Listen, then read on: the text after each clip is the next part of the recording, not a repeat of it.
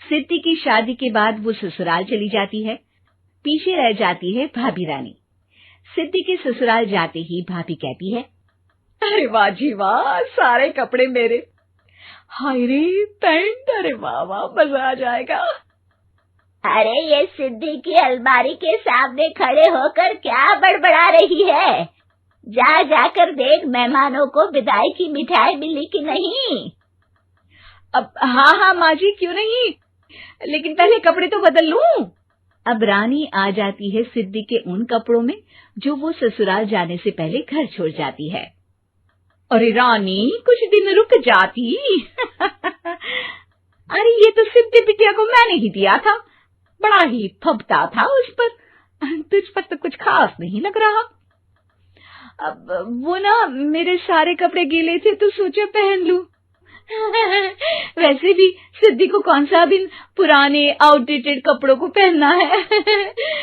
वैसे भी ये सूट तो मैंने तभी पहना था, वैसे खास है भी नहीं ये। हाँ ठीक है, लेकिन ना मेरी सिद्धि पर तो जमता था। सारे मेहमान चले जाते हैं और सिद्धि ससुराल से मायके पहली बार आती है। अपना घर, अपना कमरा, अपनी अलमारी।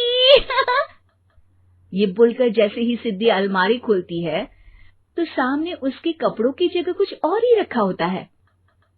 माँ, ओ माँ, जरा कमरे में तो आना। सास और रानी वहां पहुंच जाते हैं। रानी ने पहनी होती है सिद्धि की जींस और टी शर्ट। अरे भाभी, ये क्या? ये तो मेरी बड़ी ही महंगी टी शर्ट है, इसे आपने घर में क्यों पहनी है? अरे बहुत मिलती है दीदी ये चौक की मार्केट में, 150 में। ओ भाभी प्लीज, ये एरोपोस्टल है, 2000 की एक टी शर्ट। ओहो, 2000 में तो दीदी 4 साड़ी आ जाए। अब क्या बोलूं? भाभी, ये मेरी अलमारी में छोटू के कपड़े, तो मेरे कपड़े कहाँ हैं? मेरी अलमारी में? अब दीदी आपको कौन से पुराने कपड़े पहनने थे? माना भाभी, लेकिन मैं जब घर आती तो यही सब पहनती ना। अरे तुम तो बड़ी कंजूस हो दीदी। खैर, वक्त आता है जब सिद्धि ससुराल के लिए रवाना हो रही होती है। अरे रानी, अंदर से सिद्धि का गिफ्ट ले आ, लड़की पहली बार ससुराल से मायके आई है। रानी अंदर जाती है और एक सिंपल सी साड़ी लेकर बाहर आ जाती है। ये लीजिए माँ जी। सास बेटी को गिफ्ट देकर ससुराल भेजती है। अगले दिन रानी एक सुंदर सी साड़ी पहनकर सामने आती है। अरे रानी, ये तो वो साड़ी है जो मैंने सिद्धि को देने के लिए दी थी जब वो ससुराल ले जाती, लेकिन ये तूने कैसे पहन ली? अरे माँ जी, ये साड़ी तो मुझे बहुत पहले से ही पसंद थी, लेकिन चिंता ना करिए, मैंने सिद्धि के लिए भी अच्छी सी साड़ी दी है। हाँ। तभी सिद्धि का फोन आता है। क्या माँ, कुछ अच्छा तो दिया होता ससुराल ले जाने के लिए। अरे पहले दिखा दिया होता। ये चमकते हुए पैकेट में नौकरानी वाली साड़ी मत दिया करो माँ। अरे बेटे, वो तेरी भाभी ने ना गलती से उससे पैकेट बदल गया। हाँ, मैं कल ही तेरे भाई के हाथ से तेरा वाला पैकेट भेज दूंगी।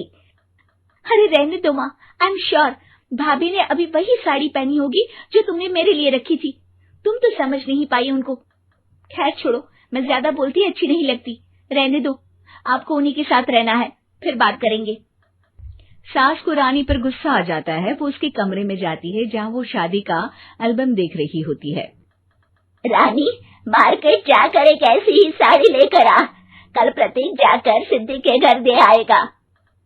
अरे क्यों माँ जी, कितनी साड़ी देनी है दीदी को? यहाँ कोई सेल लगी है क्या?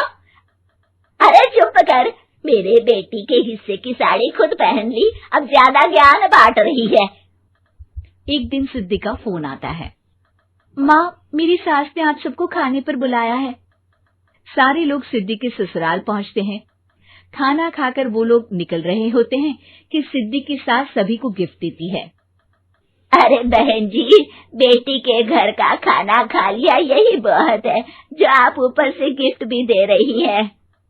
अरे बहन जी, आप भी कहाँ इन बातों पर विश्वास कर रही हैं।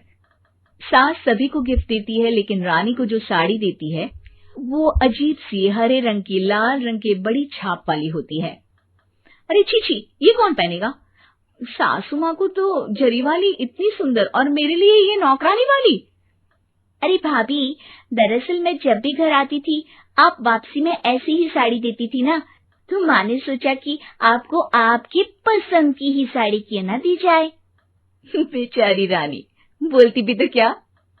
सिद्धि और सास रानी का चेहरा देखकर हंसने लगती है, तो रानी समझ जाती है कि अपने ही बिछाए जाल में वो फंस चुकी है।